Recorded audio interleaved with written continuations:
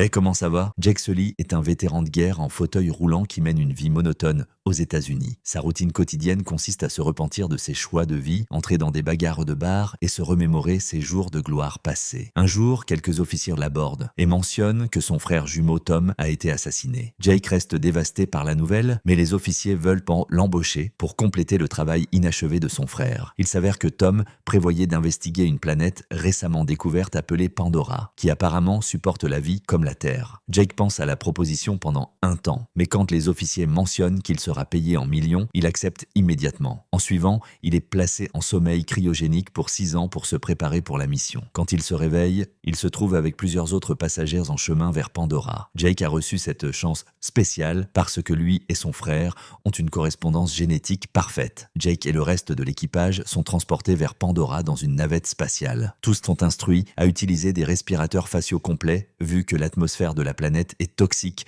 trop pour les humains survivre. À peine 20 secondes d'exposition les tueront en 4 minutes. Après avoir atterri sur la planète mystérieuse, Jake va direct vers un briefing militaire où le colonel Miles Quaritch parle aux soldats réunis et à plusieurs civils qui ont accompagné. Il les informe sur le peuple natif de Pandora, les Na'vi, et ajoute que s'ils veulent survivre, ils ont besoin d'obéir aux lois d'ici. Plus tard, Jake visite une installation de recherche où il connaît le biologiste Norm Spellman. Il lui donne le premier aperçu de son propre avatar programmé, expliquant que si un humain se connecte à son avatar, qui est un hybride Na'vi génétiquement modifié, ils peuvent se mélanger sur la planète Pandora et agir comme les Na'vi. En suivant, pendant que Jake et Norm entrent dans le département des sciences, la leader des sciences du programme, Dr. Grace Augustine, se réveille dans une capsule spéciale qui la connecte à son avatar. Norm tente de la présenter à Jake, mais elle paraît irritée et sort furieuse de la salle. Elle confronte le commandant de la base et un représentant de l'administration de développement des ressources, Parker Selfridge. Cette entreprise est la chargée de tous les militaires et autres employés stationnés dans la colonie. Elle tente de convaincre Parker que Jake est inutile, vu qu'il n'a pas de jambes fonctionnelles et n'est pas scientifique. Cependant, Parker répond en disant que Jake est la seule personne qui a des gènes comme son frère Tom, ce qui est essentiel pour activer son avatar. Le matin suivant, Jake et Norm sont connectés à leurs avatars dans le laboratoire. Juste après, l'avatar de Jake se réveille dans une salle séparée. De façon surprenante, il maintenant peut bouger les jambes et marcher, chose qu'il ne faisait pas il y a des années. Résultant, il ignore les ordres de ses médecins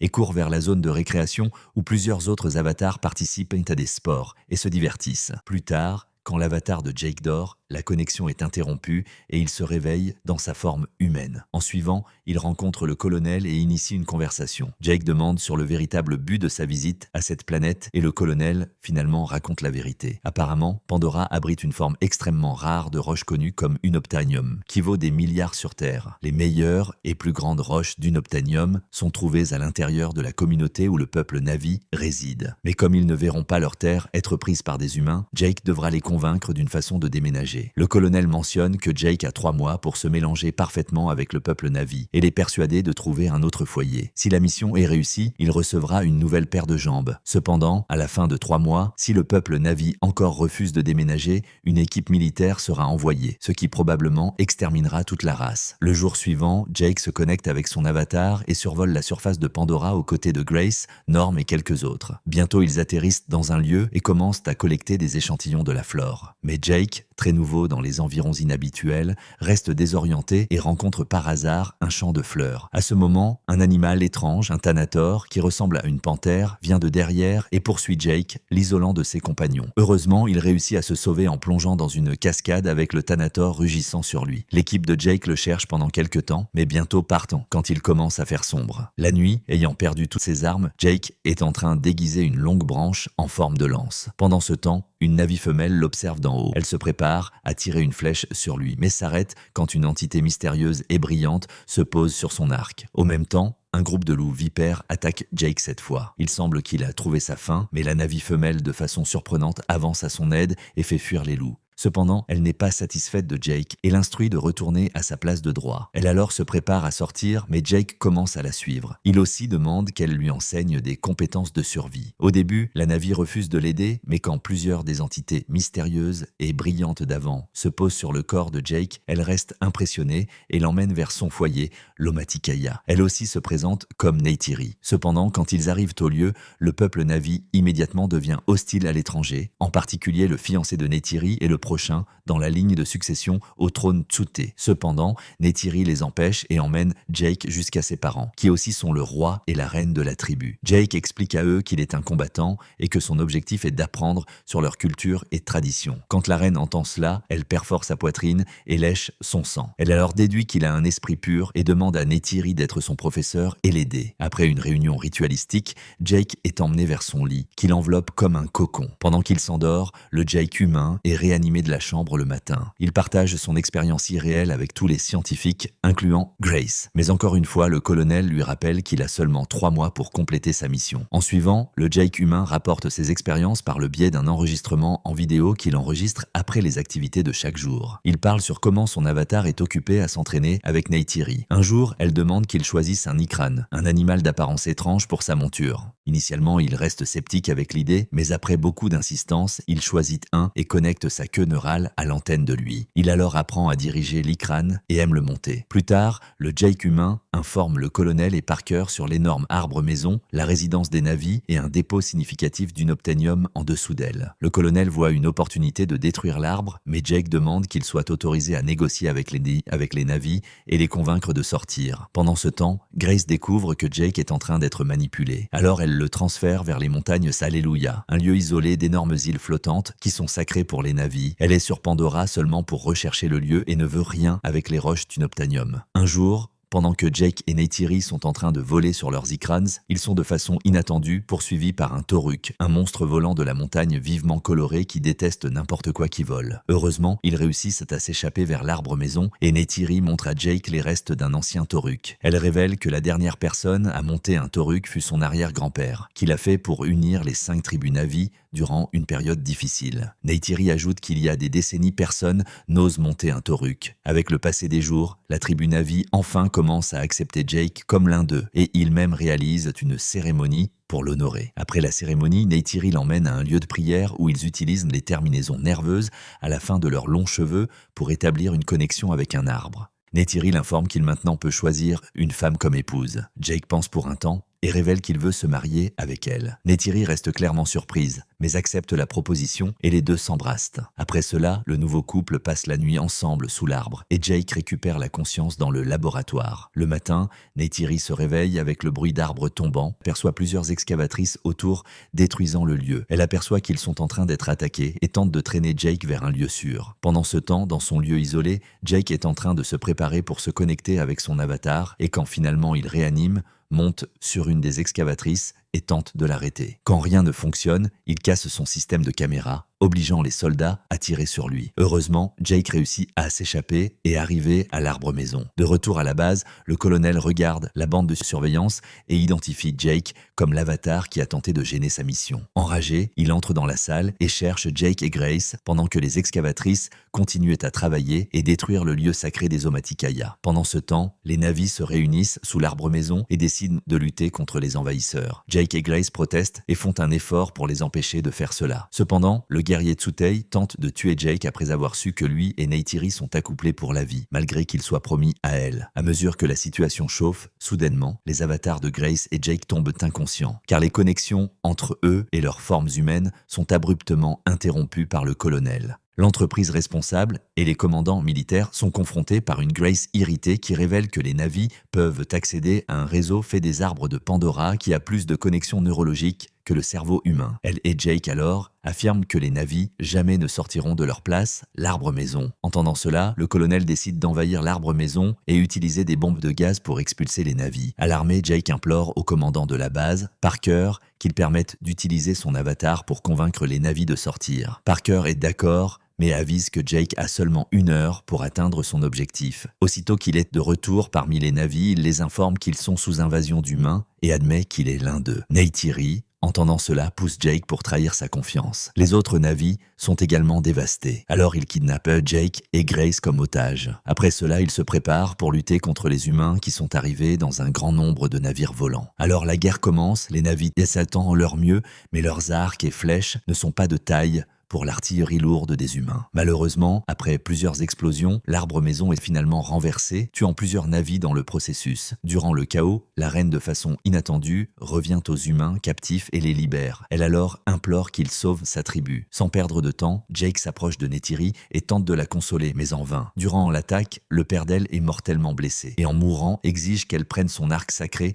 et dirige son peuple. Soudain, Jake et Grace retournent à leur forme humaine et sont immédiatement détenus pour trahison. Norm tente d'empêcher les troupes de déconnecter leur forme d'avatar. Pendant ce temps, les navires restants se regroupent à l'arbre des âmes. De retour à la base, Jake et ses amis sont secrètement libérés par leur pilote d'équipe, Trudy. Ils alors fuient dans leur vaisseau spatial et tentent d'atteindre les navis. Malheureusement, au long du chemin, le méchant colonel les aperçoit et tire sur le vaisseau. Grace est gravement blessée et semble qu'elle va saigner jusqu'à la mort. Après un temps, le groupe arrive aux montagnes flottantes, où Jake entre dans une capsule et se réveille comme son avatar. Sachant que les navis ne l'accepteront pas, il prend la décision audacieuse d'appeler son Ikran et partir dans une mission pour localiser le Toruk. Jake alors s'approche lentement du dangereux Toruk par-dessus et saute sur son dos. Au milieu d'un rituel au Matikaya, il est vu chevauchant le Toruk jusqu'à l'arbre des âmes. Cela choque tous les navis et ils finalement le reçoivent de retour avec le maximum respect. Alors Jake demande de l'aide au guerrier Tsutei pour lutter contre l'armée humaine. Et il est d'accord avec les navis maintenant, son côté. Jake tente de sauver son amie Grace et même demande l'aide de la reine. Cependant, tous ses efforts sont en vain, car Grace succombe aux blessures. Cela alimente la rage de Jake et il motive les navis à s'unir et expulser les humains. À la fin du jour, ils s'approchent de leurs clans rivaux et réunissent environ 2000 navis additionnels. Pendant ce temps, le colonel aperçoit les navis en grand nombre et tourne son attention vers l'arbre des âmes. Il ordonne que ses hommes marchent en direction du lieu, mais à sa surprise, les navis aussi apparaissent tant sur terre que dans l'air. Jake est en train de voler sur son légendaire Toruk, tandis que Tsutei et autres guerriers sont prêts à se sacrifier pour leur terre. Bientôt, une bataille mortelle commence et des corps morts commencent à s'accumuler des deux côtés. Mais cette fois, à cause des Ikran, l'artillerie humaine lentement commence à vaciller. Au milieu de tout cela, Jake est poursuivi et abattu par le vaisseau Dragonfly du colonel. Heureusement, Trudy arrive à temps et ouvre le feu contre le colonel, donnant à Jake assez pour fuir. D'un autre côté, l'Ikran de Neytiri est abattu et tué, tandis que Tsutei aussi est tué dans une explosion du sol. Neytiri observe la dévastation et commence à entrer en panique. Pendant ce temps, un grand vaisseau, bombe, s'approche de l'arbre des âmes. Il semble que les humains vont réussir ce qu'ils veulent,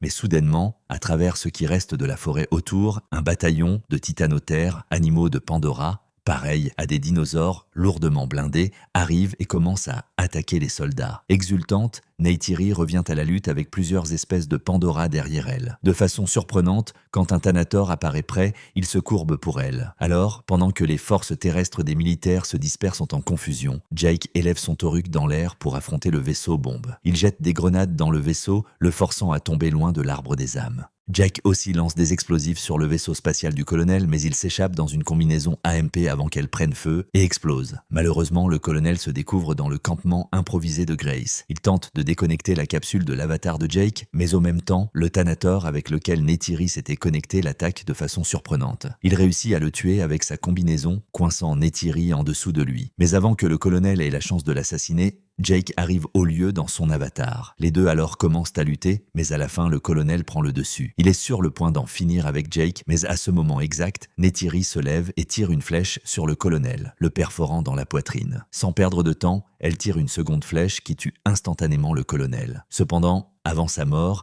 il déjà avait causé des dommages suffisants à la capsule de Jake. À cause de cela, le Jake humain est éveillé, mais ayant difficulté à respirer et essayant de mettre un masque. Heureusement, Neytiri apparaît et l'aide à mettre le masque. Elle alors berce le Jake humain et voit son corps réel pour la première fois. Dans son dernier enregistrement en vidéo, Jake raconte qu'il a été choisi pour transférer de façon permanente sa conscience vers son avatar. Après le rituel, il se réveille dans sa forme d'avatar avec Neytiri prenant soin de lui. Plus de 10 ans après, le chef du clan Omaticaya, Jake vit heureux et en paix avec sa femme Neytiri et ses enfants. Neteyam, Loak et Tuk sont ses enfants biologiques. Mais ils aussi ont adopté deux. Kiri qui est né de l'avatar dans le coma de Grace et Spider. Spider est né à la base militaire humaine durant l'invasion et la cryostase n'était pas une option pour un bébé. Alors il ne put être emmené de retour vers la Terre. Comme il a été élevé par Jake et sa famille, Spider se sent plus navi qu'humain, mais Neytiri encore se méfie de lui pour être fils de l'ennemi. Une nuit, la famille regarde vers le ciel et reste dévastée en découvrant que les humains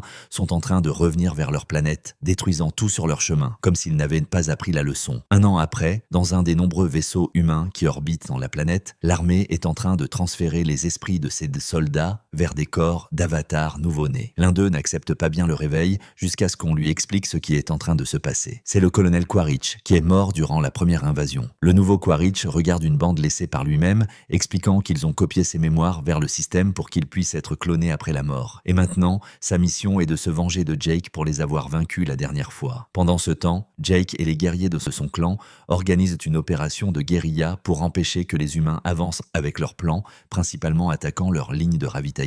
La majorité utilise des armes traditionnelles et monte sur des icrans de la montagne. Mais comme ex-humain, Jake encore aime prendre des armes pour son usage personnel et a adapté des communicateurs humains pour être utilisés par sa famille. Durant une autre attaque très bien réussie contre les humains, Loak devient convaincu trop et désobéit à Neteyam sautant dans la bataille pour aider son père et prouver sa valeur. Neteyam va derrière lui et cette action imprudente fait que les deux garçons finissent sous le feu quand un vaisseau humain riposte. Loak saute hors du chemin bien à temps. Mais Neteyam se blesse et Jake a besoin de le secourir d'une pile de décombres. Quand ils reviennent à la maison, Jake réprimande ses enfants pour leurs actions et les laisse punis. Neytiri tente de rappeler au mari de ne pas être si dur avec eux, parce que ce sont des enfants, mais Jake a peur de les perdre, alors il a besoin d'être rigoureux pour les maintenir en sécurité. Quelque temps après, les frères vont visiter Max, un des peu scientifiques humains qui ont trahi les militaires et se sont joints à l'équipe de défense de Pandora. Lui et ses amis ont un petit laboratoire où ils maintiennent le corps dans le coma de Grace et Kiri aime la visiter. Elle aussi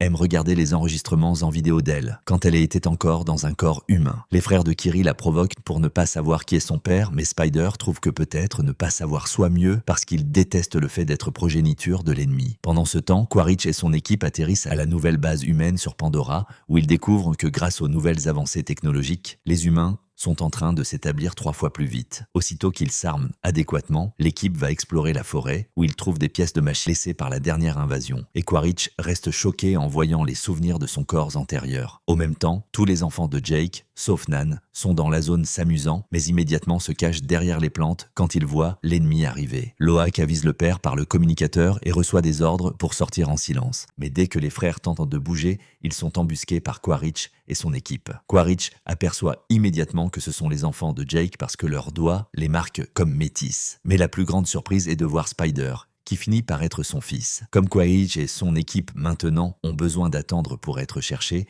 cela donne à Jake et Neytiri la chance de s'approcher dans l'obscurité. Après avoir dit à Neteyam de ne pas interférer, Neytiri fait un son d'animal pour alerter les enfants de sa présence avant qu'elle et Jake commencent à tuer des soldats depuis les ombres. Les enfants savent qu'ils doivent mordre leur ravisseur et fuir. Quaritch reconnaît les flèches de Neytiri et la provoque pour savoir sa localisation. Mais Neteyam décide de se joindre à la lutte bien à temps pour sauver sa mère. À ce moment, un vaisseau humain arrive pour chercher l'équipe de Quaritch. Alors, Neytiri se concentre sur se réunir avec ses enfants, n'y pensant à trouver Spider aussi. Cela permet que Quaritch emmène le garçon avec lui quand il s'échappe. À la base humaine, Spider est placé dans une machine d'interrogatoire, mais il supporte la douleur et ne dit pas un mot. Quaritch tente une approche gentille, disant au garçon qu'il peut avoir les mémoires de Quaritch, mais est une personne différente qui adorerait se connecter avec son fils, convainquant Spider qu'il peut ne pas être si mauvais. Quand la famille revient à la maison, Jake dit à Neytiri qu'il devrait partir. Neytiri refuse de laisser son peuple derrière, mais Jake explique que Quaritch les veut spécifiquement,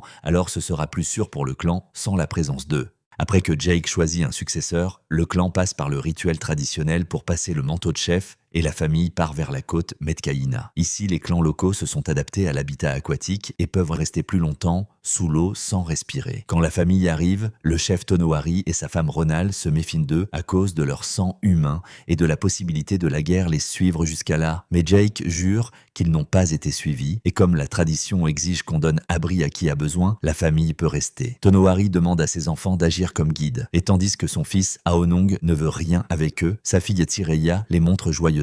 À partir d'alors, la famille de Jake travaille dur pour s'adapter à la vie dans le récif, apprenant des choses comme monter des créatures aquatiques appelées ilus et des trucs pour enseigner à leur corps à rester plus longtemps sous l'eau. Cela prend quelques tentatives pour réussir. Mais à la surprise de tous, Kiri n'a pas besoin d'apprendre aucun truc extra. Elle naturellement réussit à rester sous l'eau autant qu'elle veut et instantanément développe un lien avec toutes les créatures de la mer. Pendant ce temps, l'équipe de Quaritch commence à emmener Spider dans ses missions d'exploration, le désignant comme son interprète officiel. naturel. Spider aussi les emmène à un nid d'Ikrans, créatures volantes dangereuses qui ne peuvent pas être domptées par n'importe qui. Quaritch tente de toute manière confrontant la créature pour se prouver en combat et accidentellement faisant que les deux tombent de la falaise. L'équipe pense que Quaritch est mort et est prête à retourner à la base, mais au moment Quaritch fait un retour triomphal monté sur l'Ikran, dompté de retour au récif. Kiri continue à se connecter avec la mer, amenant Aonung et ses amis à se moquer d'elle pour être bizarre. Loak sort à sa défense et Neteyam le suit rapidement pour tenter de maintenir les choses diplomatiques. Mais Loak est très tête chaude et commence une bagarre de toute manière. Alors Neteyam n'a pas le choix à part aider. Quand les adultes finalement arrivent pour les séparer, Jake réprimande ses enfants pour leurs actions. Il aussi est frustré avec les provocations constantes. Mais ils ont besoin de supporter parce qu'ils sont invités là et ne peuvent pas être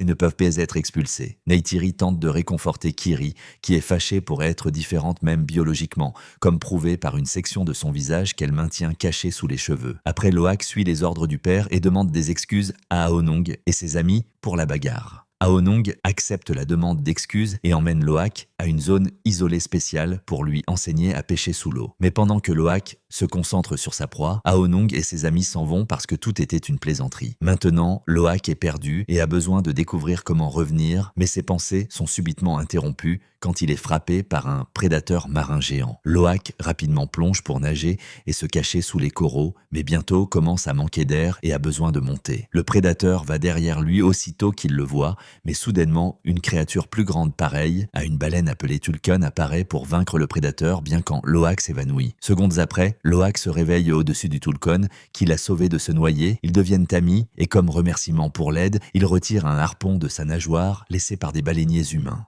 Le Tulkun guide Loak de retour au village. Bien qu'il parte avant qu'il puisse être vu, Loak se réunit avec sa famille et Tonowari tente de s'excuser pour son fils. Mais Loak ment et dit que l'idée fut toute de lui. Et cela fait qu'il soit réprimandé par Jake à nouveau, qu'il appelle la honte de la famille. Après, Aonung se demande pourquoi Loak a menti pour lui et il explique qu'il sait combien ça fait mal de décevoir le père. Le jour suivant, Loak raconte à tous sur son aventure et les locaux aperçoivent qu'il a connu Payakan, un Tulkun qui s'est rebellé. Tous pensent que c'est un assassin et n'écoutent pas Loak quand il dit que Payakan est Skul. Quelques heures après, il va chercher Payakan et demande pourquoi il était exclu par sa propre famille. Mais Payakan refuse d'expliquer. Pendant qu'ils nagent ensemble comme amis, Tireya emmène Kiri à l'arbre des âmes de son clan pour connecter son esprit à elle et trouver l'esprit de Grace. Après une étreinte chaleureuse, Kiri demande pourquoi elle est différente et qui est son père. Mais avant que Grace puisse répondre, la connexion est perdue parce que Kiri soudainement a une convulsion. Ses frères l'emmènent de retour au village et Jake appelle Max pour que son équipe puisse l'examiner. Mais ce qui la ramène à la conscience est Ronal. Grâce à l'usage d'un rituel médicinal traditionnel, Max et son ami médecin expliquent à Jake que Kiri a eu une attaque épileptique et qu'elle ne doit pas se connecter à l'arbre jamais plus. Comme Max a utilisé son propre vaisseau pour arriver à Jake, le signal a été capté par la base humaine. Ils l'ont perdu quand le vaisseau a avancé vers la mer et pour le trouver à nouveau,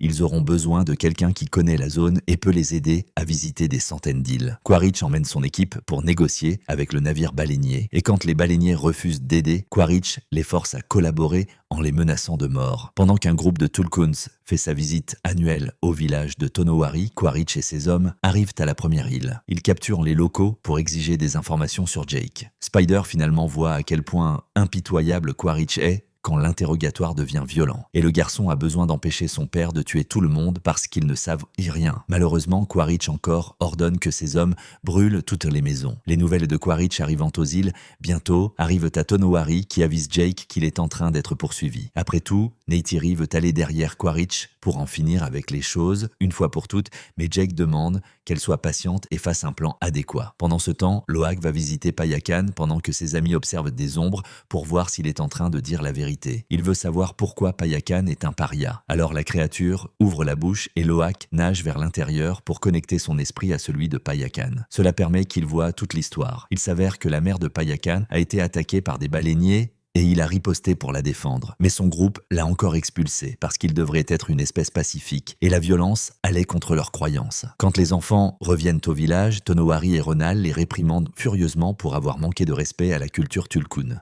À la fin de la journée, seule Rhea soutient Loak et exprime à quel point elle est fière de lui. Quelque temps après, Quaritch aperçoit que la violence ne fera pas les villageois parler. Alors il est d'accord pour aider les baleiniers à chasser les Tulkuns, sachant que tuer les créatures que les locaux considèrent leurs frères attirera Jake hors de la cachette. Maintenant, Spider doit regarder avec dégoût, pendant que les baleiniers envoient des navires pour tuer les Tulkuns avec des armes spécialisées qui peuvent pister les bruits des créatures pour empirer. La seule raison pour laquelle ils chassent des Tulkuns pour extraire leurs enzymes cérébrales et les utiliser dans des remèdes anti-vieillissement. Et le reste de la créature gaspillé. Les baleiniers jettent les corps de retour à l'océan et quand les villageois les trouvent, immédiatement blâment Jake et sa famille. Pour cela, ils veulent sortir et riposter. Mais Jake présente le tracker qu'il a trouvé dans la nageoire d'un Tulkun et explique que c'est un piège. Pour l'instant, ils ont besoin de rester immobiles et simplement dire aux Tulkun de nager au loin pour sécurité. Loak aperçoit que personne n'avisera Payakan parce qu'il est un paria et va faire cela tout seul, ignorant les avertissements de son frère. Neteyam emmène ses sœurs, Aonung et Rhea avec lui pour suivre Loak et il le trouve tentant de retirer un tracker de la nageoire de la bête. Le groupe saute pour aider, mais c'est trop tard. Le tracker déjà a envoyé sa localisation au navire baleinier et il est en train de venir derrière eux. Les frères utilisent leur communicateur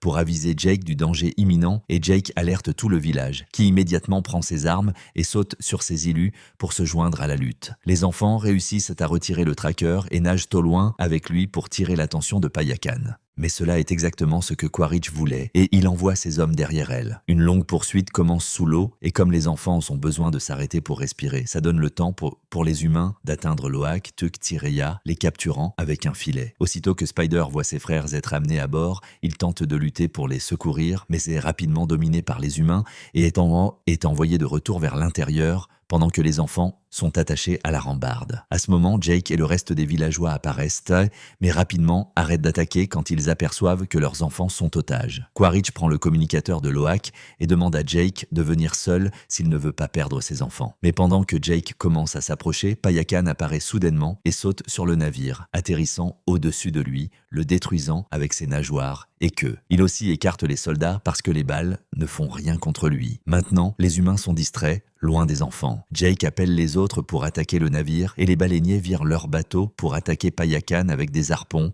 le faisant revenir vers l'eau. Une bataille féroce commence entre navis et humains. Et les navis rapidement gagnent l'avantage grâce à leurs créatures être capables de se bouger plus vite dans le ciel et se cacher sous l'eau. Kiri utilise son lien avec la vie marine pour envoyer les plantes derrière les sous-marins. Et quand le navire principal commence à prendre feu après qu'un bateau tape contre lui, Spider profite de sa position interne pour activer les ventilateurs et répandre le feu par toute l'embarcation. Il aussi commence à détruire le panneau de contrôle. Le navire éventuellement s'arrête et commence à se remplir d'eau. Pendant ce temps, Jake affronte Quaritch. Au début, ils utilisent leurs armes, mais Jake reste sans balles et mande son Ikran attaquer Quaritch, ce qui fait que les deux tombent dans la mer. Les baleiniers vont derrière Payakan, tirant un harpon avec un câble d'acier dans sa nageoire. Mais Payakan donne un autre saut et utilise le même câble pour détruire le bateau. Sur le navire principal, Neteyam finalement réussit à embarquer et libérer son peuple. Les filles sautent dans l'eau, mais Loak veut secourir Spider. Alors, Neteyam doit rester pour aider le frère. À ce moment, un des soldats capture Kiri et l'emmène vers le navire pour l'attacher aussi. Alors, Tuk convainc Rhea de revenir pour la secourir. Aussitôt qu'elles arrivent au navire, Quaritch apparaît, pousse Rhea de retour vers l'eau et capture Tuk aussi. Les humains déjà sont en train de laisser le navire coulant, ce qui facilite pour Loak et Neteyam de se faufiler